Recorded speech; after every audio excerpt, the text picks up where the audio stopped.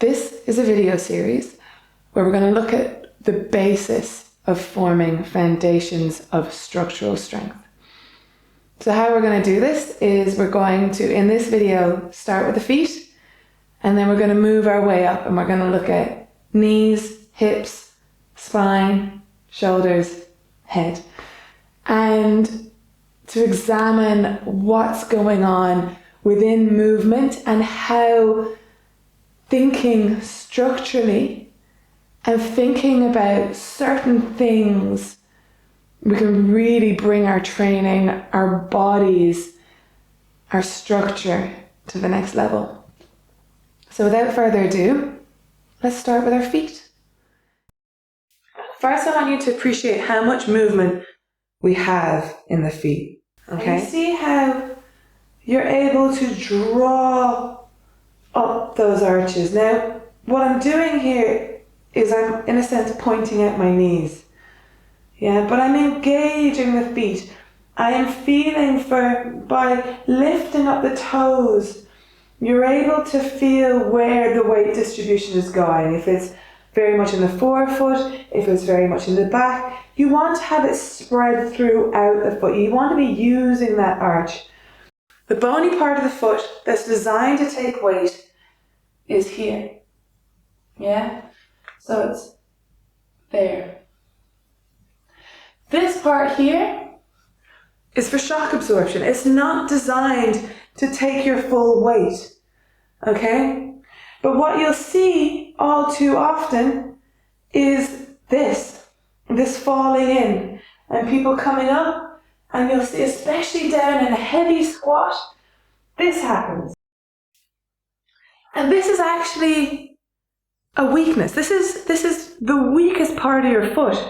So in fact, although your body naturally kind of wants to go that way, to engage your full structural strength, you need to push the knees out. That's why you push the knees. Once you put your feet into shoes, you pretty much lose a huge amount of connection with them. You're not getting the sensitive feedback that you would if you were barefoot. So what I would highly recommend is that you start training barefoot, at least for a little while, just to build connection. I would also highly recommend that you look at your shoes just to see how your shoes are impacting you, because different shoes will affect you differently. 3 pairs of different shoes. Alrighty, so we have the barefoot style running shoe, my favorite type of shoe, which Sky has kind of chewed a little bit. But anyway, barefoot shoes allow for your feet to splay, your toes to splay, so your toes to widen, and this is a super important function. Alrighty, this allows for blood to be pumped back up to the heart. This allows for stability. This allows for a number of things that are vitally important.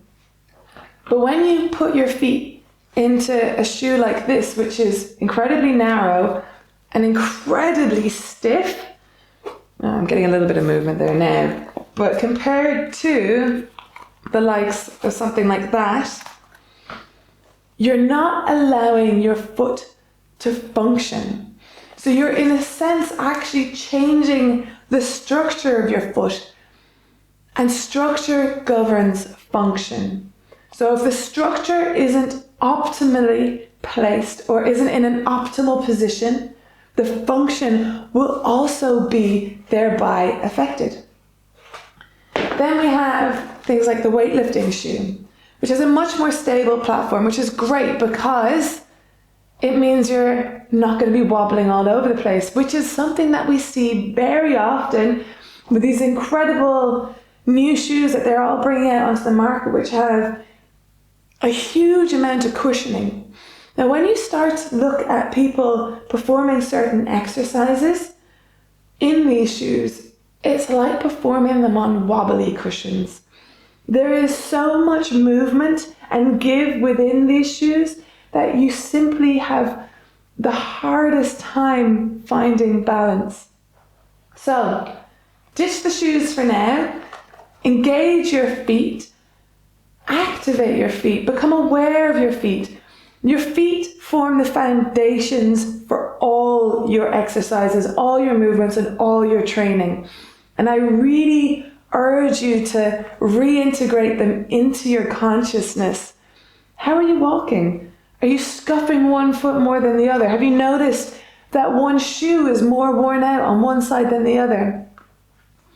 All these movements and all these imbalances within the feet will track up the rest of the body. And the next thing you know, you're going to have a whole chain of issues going up through the body. So to avoid that, when we walk into the gym, our training starts from the feet and we work our way up.